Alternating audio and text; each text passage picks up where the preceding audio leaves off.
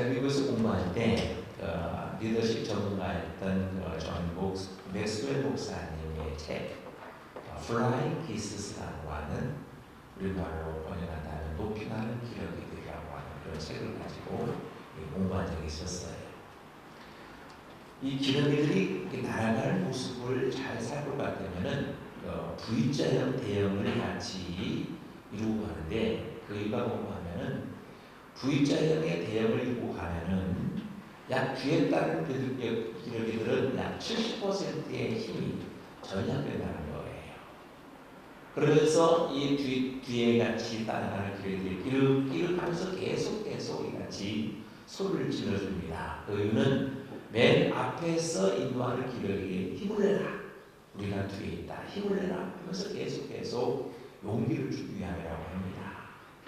그래서 한참 가다가 앞에 가는 기러기가 힘이 빠지면 이 기러기는 다시 맨 뒤로 가고 그 다음 기러기가 앞에서 이같이 이걸 하면서 자기들의 목적지를 향해서 날아간다는 거예요.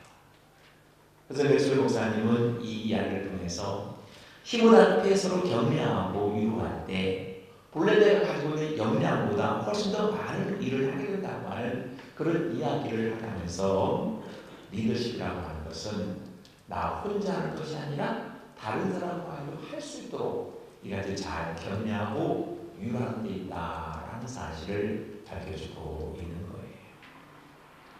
오늘 본문을 통해서도 그런 원리를 발견할 수가 있습니다.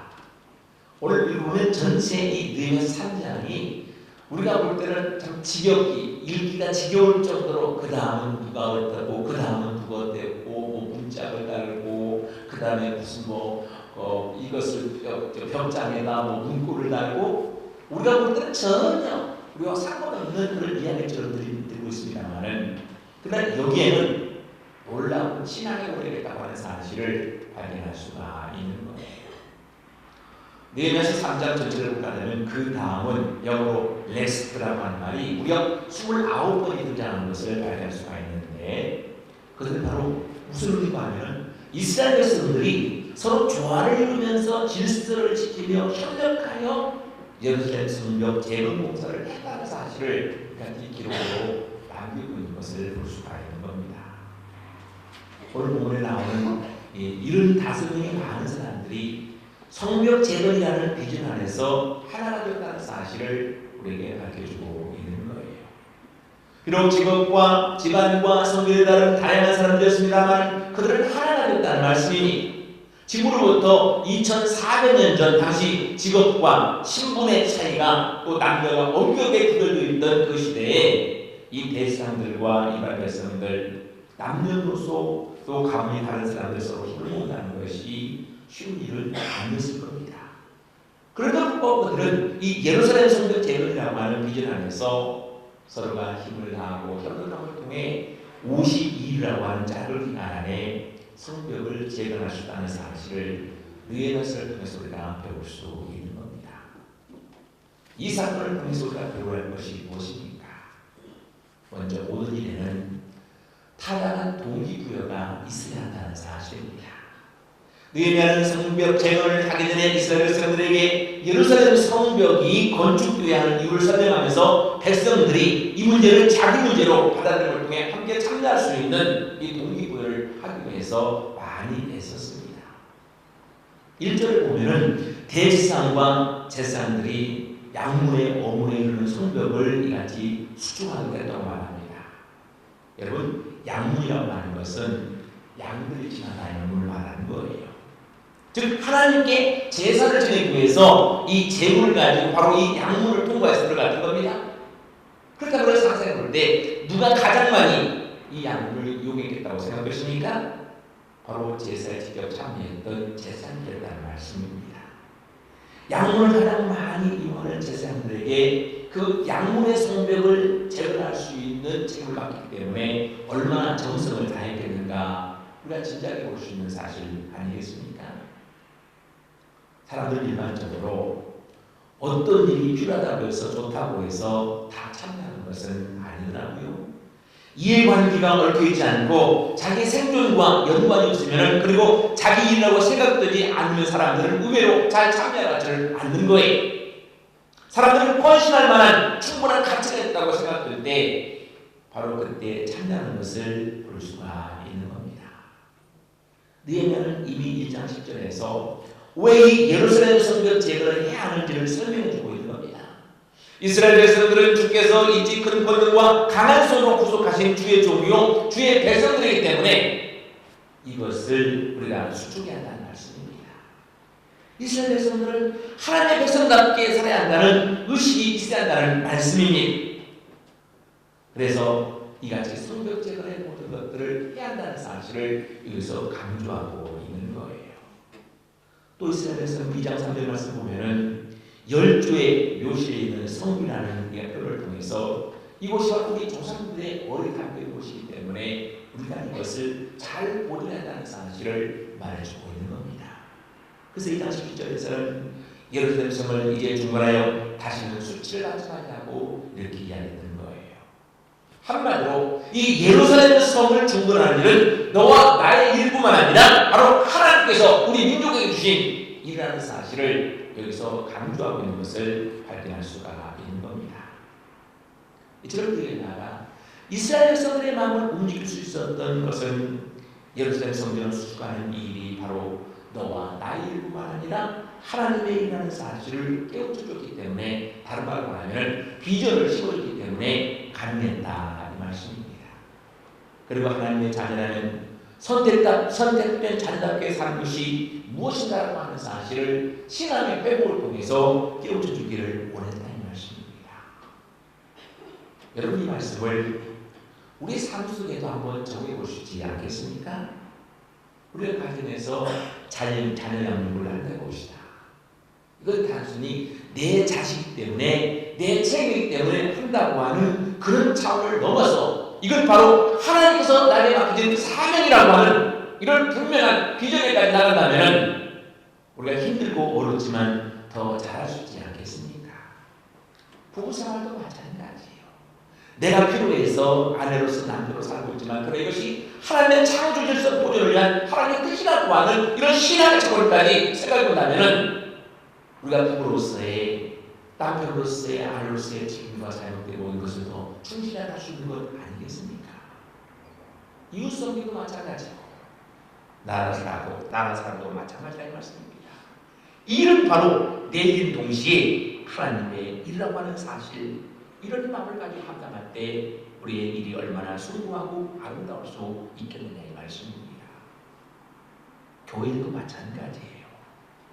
예배 참석하는 것은 단순히 요즘 성도들 말 가운데 가만히 들어보면 목사를 위해서 예수 믿어주는 것처럼 많은 사람도 있는데 서로 생각할 때 아이고 저것들이 언제 절에 들어가지고 정말 예배함을 통해 하나님을 기쁘게 한다는 사실을 깨달을까 하면서 기다립니다만은 예배 참석도 마찬가지예요. 이게 바로 내 이름과 동시에 하나님께서 기뻐하신 일이라고 하는 이런 사명감을 가지고 한다면 얼마나 좋겠습니까? 기도의 참석도 마찬가지고 교사와 찬양도의 봉사도 마찬가지입니다. 심지어 교회 청소 한번 하는 것도 마찬가지의 말씀입니다. 이것은 내 일과 동시에 하나님의 일이라고 하는 이런 어떤 사명감과 책임감을 가지고 감당한다면 똑같은 일을 한다 할지라도 얼마나 내 삶 속에 축복이 보람이 되겠느냐 이 말씀입니다. 사도 바울은 고린도서 3장 17절에서 말합니다. 또 무엇을 하든지 말에나 일에나 주 예수의 이름으로 하고 그를 힘입어 하나님 아버지께 감사하라고. 또 2장 3장 23절에서 이렇게 말합니다. 무슨 일을 하든지 마음을 다하여 죽게 하든 하라, 사람에게 하든 하지 말라, 이렇게 말합니다. 이와 같이 하나님께서 내게 맡기신 일을 믿고 나갈 때 임하는 우리 자세는 확연히 달라질 수 있지 않겠습니까? 이런 확신을 가지고 일할 때 미처 발견하지 못했던 새로운 에너지가 내 삶 속에서 나오는 것을 발견할 수가 있는 겁니다. 성경은 우리 성도들이 땅에 살아가는 모든 삶이, 그 일이 바로 주님의 일과 다르다고 이렇게 말하지 않습니다. 오늘 내게 주어진 일이 주의 일이라고 믿고 주님과 교제하는 가운데 인도하신다는 책임을 한다면 그것이 곧 주의 일이라는 사실을 성경은 우리에게 누누이 강조하고 있다는 사실을 우리가 알아야 합니다. 우리가 부른 찬송 가운데 580장 있지 않습니까? 삼천리 반도 금수강산 하나님 주신 동산, 이 찬송은 1907년에 그 남궁호 선생이 작시 작곡한 곡입니다. 여러분 역사를 묘사하시겠습니다. 1907년을 바라보고 가면은 한일합방 직전이지 않습니까? 1905년 을사보조약을 통해 가지고 일본이 가정 방법을 통해서 한국을 이같이 병합시키려고 온갖 노력을 하는 그런 때였다 이 말씀입니다. 그때 일본과 일부 매국노들은 우리 대한제국은 우리 스스로 해나갈 수 있는 나라가 아니기 때문에 일본의 보호가 필요하다. 그래서 일본과 합병하는 것이 우리가 살 수 있는 유일한 길이다. 이렇게 말함을 통해 가지고 모든 국민들에게 세뇌하고 있던 그런 어떤 이같이 시대에 이 남궁호 선생이 이 찬송가를 다시 작곡했다 이 말씀입니다.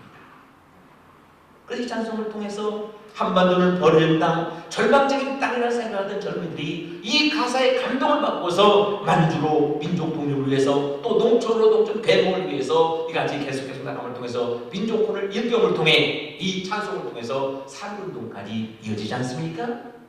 그런데 이제는 1937년 3월 달에 이 노래를 부르지 못하도록 중단시키고 말았다 이 말씀입니다. 여러분, 우리는 하나님의 백성답게 살아야 할 이 목표와 비전이 있는 사람들입니다. 그게 무엇입니까? 이 땅에 바로 하나님 나라를 건설하고 이 땅에 하나님의 의가 이루어지기를 원하는 이런 어떤 삶을 살아야 한다 이 말씀이에요. 그래서 말 한마디에도 행동 하나에도 이런 책임감을 가지고 살아가는 것이 이 땅을 사는 그리스도인의 바로 삶의 모습이라 이 말씀입니다. 이걸 우리가 가지고 살아야 예수 믿는 것이지 그냥 누구 말마나 예수를 믿어주고 그저 교회 나와가지고 아이고 누구 체험 때문에 마지못해 나와가지고 억지로 한 시간 때우고 한다는 게 무슨 의미가 있겠어요? 눈빛 보면 알잖아요. 교회 와서 눈빛이 흐리멍텅 하고 딴짓하는 사람은 예배 시간도 딴짓하는 거 안다고. 내가 안다고. 그저 아이고 저것들이 언제 쳐들어가지고 믿음 들어가나고 참아주는 거지. 적어도 이런 어떤 의식을 가지고 한평생을 살아가야 무엇해도 내 삶 속에서 의미를 찾고 보람잡고 성공하면서 다른 사람에게 영향을 주는 것이지, 그렇지 못한다면 평생 그렇게 비실비실 빌빌 살아가 끝나고 만다 이 말씀입니다. 그렇기 때문에 우리가 이런 어떤 분명한 의식을 가지고 살아가는 것, 이게 중요한, 이게 바로 동기부여라 이 말씀입니다. 두 번째 느헤미야를 통해서 우리가 이를 성취하기 위한 연합의 우리를 배울 수 있습니다. 느헤미야 3장에는 15가지 이상의 작업이 나오고 75명의 사람이 등장합니다. 그리고 사람마다 고유하게 맡은 일이 있고 각자의 일이 다른 일과 이 모자이크처럼 연결돼서 완성되어 가는 것을 볼 수가 있는데, 전체 성벽을 42구역으로 나누고 10개의 문과 4개의 망들을 세워서 거기서 필요한 사람들을 배치한 것을 볼 수 있습니다. 먼저 대제사장과 지사장들, 이 사람들의 직업은 뭐예요? 바로 하나님 앞에 예배가 우선된 사람들이었습니다만은 그러나 먼저 성 쌓는 일에 같이 동참하는 겁니다. 또한 하나의 아들 우시엘은 직업이 금장색이었습니다. 금장색은 아주 정교한 손 가지고 이같이 금에 대한 모든 것들을 이같이 수놓고 장식하는 사람이지 않습니까? 그런 사람들이 그 손을 거칠은 성벽 쌓는 일에 동참하더라 이 말씀입니다. 또 하나야는 향품 장사했던 거예요. 또 후리의 아들 느바야는 예루살렘 지방의 절반을 다스리는 높은 관리에서도 불구하고 평민들과 이방인들과 함께 더불어 성 쌓는 일에 참여한 것을 볼 수가 있는 겁니다. 또 하르세스 아들과 살룸과 그 딸도 등장하는데, 그 당시 여자들은 도저히 남성들과 함께 어울 수 없는 그런 시대였습니다만은, 그러나 호만일을 못하는 여성이었다 할지라도 남성들과 어울림을 통해서 호만일에 동참했다는 사실을 우리에게 보여주고 있다 이 말씀입니다. 모두가 자기 이유를 달지 않았고 자기 입장과 생각을 주장하지 않았으며 하나님께서 내게 맡기신 일을 하고 생각하면서 연합했던 것을 알 수 있습니다. 자 여러분, 이 교회가 제대로 된 교회가 되기 위해서는 하루아침에 이루어지는 것이 아니라고 하는 사실을 우리가 알아야 한다는 말씀입니다. 그렇지만 이런 어떤 애씀과 수고와 눈물과 시된 모든 땀들이 어우러짐을 통해 가지고서 이 연합의 역사, 새로운 역사가 이루어짐을 통해 단단한 교회가 되어가는 줄로 믿습니다. 그래서 예수님께서 교회를 그리스도의 몸이라고 이같이 하겠던 거예요. 우리 몸에는 248가지의 지체가 있어가지고 이 모든 지체가 한 몸을 이루듯이 교회도 마찬가지라는 말씀입니다. 다양한 사람들, 다양한 성격, 별별 목적을 가진 사람들 다 모였습니다만은 하나의 유기체를 이루어 한 목적을 가진 공동체가 교회라고 하는 사실을 우리가 알 수 있다 이 말씀입니다. 그래도 우리 교회는 여러분 모두의 힘이 다 필요한 거예요. 한 사람 한 사람이 각자 자리에 서서 하나님께서 맡겨진 사역된 모든 것들을 잘 감당하고 또 격려하고 위로함을 통해서 하나님의 뜻을 땅에 이루기 위해서 우리가 처럼 몸부림치고 애쓰는 것이 교회라고 하는 사실을 알아야 한다는 것입니다. 그래서 믿음이 좋은 사람도 필요하지만 이제 좀 가지기 시작한 사람도 필요한 것이고 또 이같이 여러 가지 능력을 가지고 봉사하는 것도 중요하지만 아무 능력 없는 사람도 자기 하나 채워주는 것도 이같이 교회를 함께 이루어나가는 이 과정이라는 사실을 우리가 알아야 한다는 말씀입니다. 탈무드에 보니까 이런 이야기가 나와요. 어떤 임금이 자기 궁전 뜰에다가 아주 멋진 오차라고 하는 아주 귀한 나무를 심었던 거예요.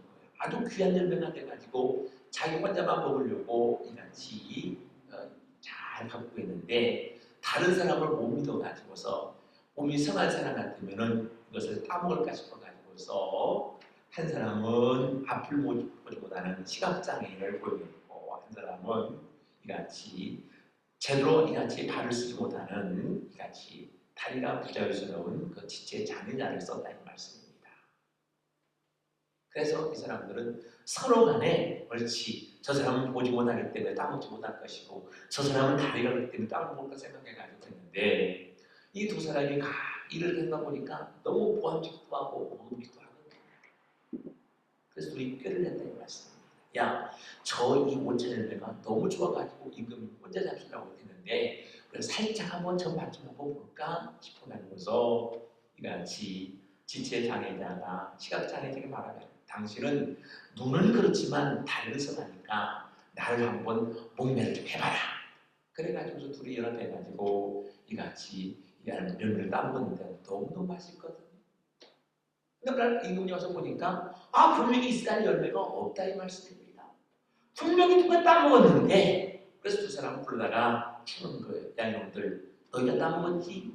따먹지 못하기 위해서 너희를 구해서 너희들이 따먹었지? 하나님께서는 말하기를 임금님 보시다시피 저는 보지 못하는데 어떻게 따먹습니까? 임금님 아시다시피 저는 제대로 걷지 못하는데 어떻게 따먹습니까? 이같이 변명하다 보니까 듣고 보니 그럴듯하거든요. 그래서 임금의 머릿속에는 야 이놈들 분명히 이놈들 아니면 따먹은 놈들 없을 터인데 하나는 보지 못하고 하나는 걷지 못하니까 어떻게 따먹게 주장하니까 도저히 말할 수 없다 이 말씀이에요. 심정은 다른데 물증이 없다 보니까 임금이 그 사람들을 벌하지 못했다고 하는 것을 탈무드 이야기한다 이 말씀입니다. 물론 좋은 이야기는 아닙니다만은 이 이야기가 무엇으로 에게 교훈을 주고 있는 거예요. 두 사람의 힘은 한 사람의 힘보다 크다 이 말씀입니다. 단결의 힘을 말해준다 이 말씀입니다. 우리가 비록 하나를 볼 때는 지극히 부족하고 보잘것없는 존재처럼 보인다 할지라도 우리가 하나가 된다면 무슨 일이든지 큰 일도 하시다고 하는 사실을 우리가 보여주는 그런 이야기가 이 말씀입니다. 교회가 바로 그런 곳이 아닌가 라고 생각이 된다 이 말씀이에요. 그래 찬양도 마찬가지예요. 저도 이래부터 찬양도 했어요. 저도 이래부터 솔리스트로 몇 번 솔로도 했다고요. 이름 지금은 그렇지만 그러고 있지만 옛날 큰 교회에서 저도 찬양도 했다니까요. 근데 저희 지휘자가 늘 하는 말이 있어요. 합창은 내 소리의 3분의 1만 내면 되는 거다.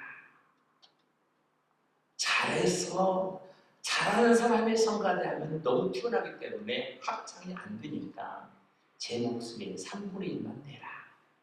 물론 저희 교회 성가대는 컸어요. 그렇기 때문에 그렇게 이야기했습니다만 그래서 이 합창을 만드는 것이 찬양을 하는 거예요. 무슨 말입니까? 나는 부족하고 내 능력된 모든 것은 부족하다 할지라도 그것 가지고도 교회를 위해서 봉사하겠다는 마음을 가지고 한다면 얼마든지 아름다운 하모니, 아름다운 음악을 만들어낼 수 있다는 사실을 우리가 이 말씀을 통해서 알 수 있다 이 말씀입니다. 교회는 연합하는 곳이에요. 아멘입니까? 우리 연합하면 무엇든지 할 수 있다고 하는 사실을 우리가 알 수 있다 이 말씀입니다. 마지막 예배를 통해서 우리가 배울 수 있는 세 번째 원리는 격려와 칭찬에 올라가는 사실을 우리가 알아야 합니다. 느헤미야 3장에는 수많은 사람들의 이름과 행한 일들이 나옵니다. 심지어 문자, 문고리 타는까지 기록되어 있는 걸 볼 수 있습니다. 우리가 볼 때는 지극히 하찮은 일까지 다 기록되어 있는 거예요. 그 이유가 뭡니까? 바로 수고한 사람들을 격려하기 위한 느헤미야의 깊은 마음이 있다는 사실을 우리가 여기서 발견할 수가 있는 거예요. 특히 20절에 보니까 바룩을 가리켜 힘써라는 단어를 넣고 있다 이 말씀입니다. 무슨 의미예요? 어렵고 힘든 가운데 힘써 최선을 다했다는 사실을 후대 사람들에게 강조하기 위해서 바룩을 말할 때 힘썼다고 같이 기록하고 있는 거예요. 여러분, 우리 인간 하여금 자들하지 않고 끊임없이 일을 완성하는 것이 바로 격려와 칭찬이라는 사실을 우리가 압니다. 한참 우리나라에서도 그런 말이 유행했지 않습니까? 로버트 프루칸 목사님 하신 말씀입니다만은 칭찬은 고래도 춤추게 한다. 많이 들어보셨죠? 이처럼 이같이 우리가 인간이라는 것은 이상하게 칭찬받으면, 격려받으면, 위로받으면 더 큰 힘을 낼 수 있는 그 어떤 것이 있더라 이 말씀입니다. 사도 바울은 하나님께로부터 귀한 많이 받았던 사람입니다.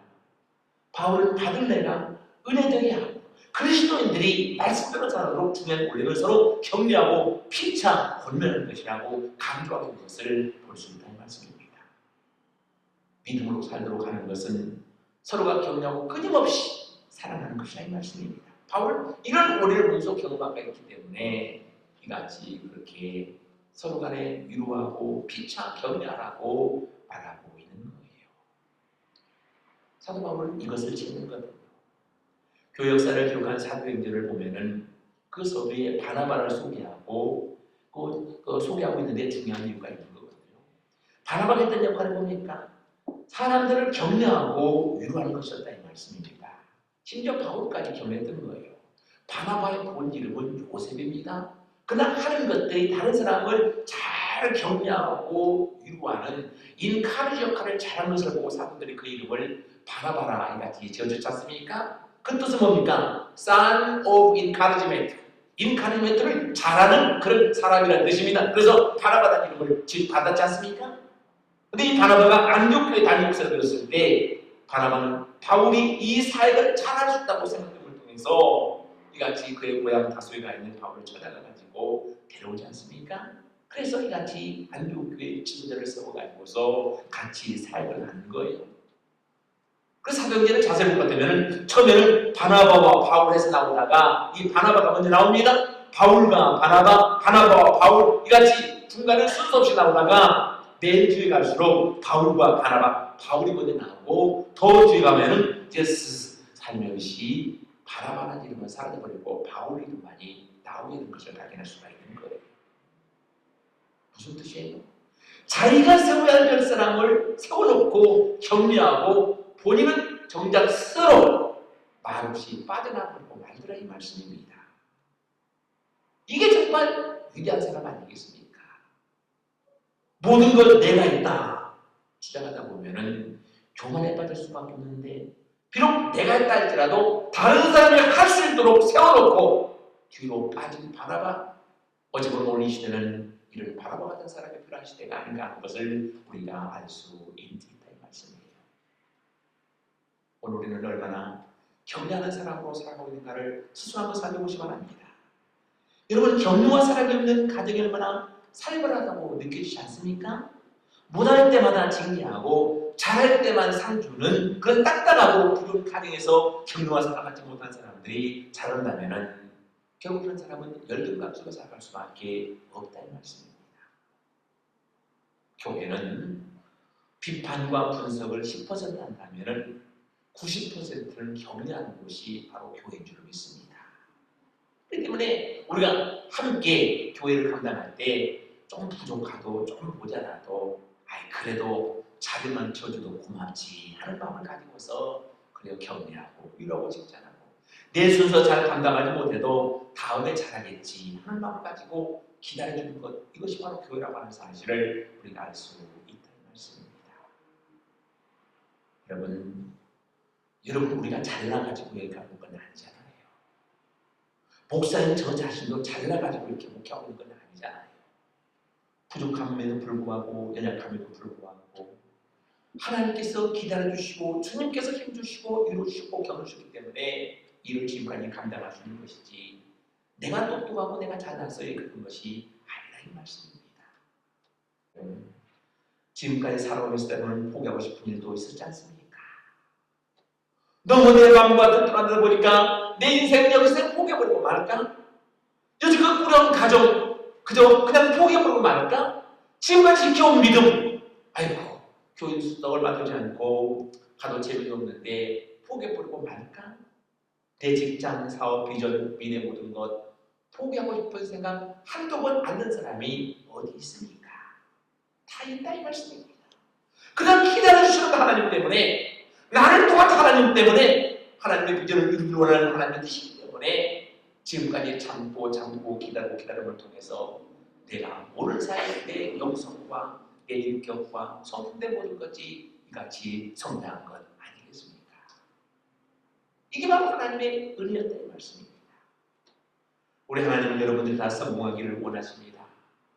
여러분의 삶이 윤택하기를 원하고 여러분이 복받기를 원하는 것이 우리 향한 하나님의 건강한 뜻이라는 사실을 안다 이 말씀입니다. 그렇기 때문에 주저하고 싶을 때, 포기하고 싶을 때 다시 한번 우리 안에 있는 여러 가능성을 다시 찾아보시기 바랍니다. 그리고 내 힘이 부족할 때는 네의 원리를 기억하면서 한번 내 삶 속에서 정갈을 노려보시기 바랍니다. 나 혼자 살아가는 것이 아니야. 저 사람이 이미 내게 필요해. 함께 더불어 살아가야 되는 많은 이런 원리를 한번 찾아보시라 이 말씀입니다. 그래야 하나님이 약속하시는 그날을 위하여 내 가정과 교회 그리고 내 민족을 하나님 앞에 올려드리는 멋진 삶, 가치 있는 삶을 살아갈 때 과정은 힘들었지만 다 마치고 나면은 참 수고했어, 애썼지. 스스로 내 마음속에 왜 잘했어 라고 말해주지 않겠습니까? 이런 삶이 되기를, 이런 길이 되기를 주의 이름으로 간절히 소원하며 축복해 드립니다.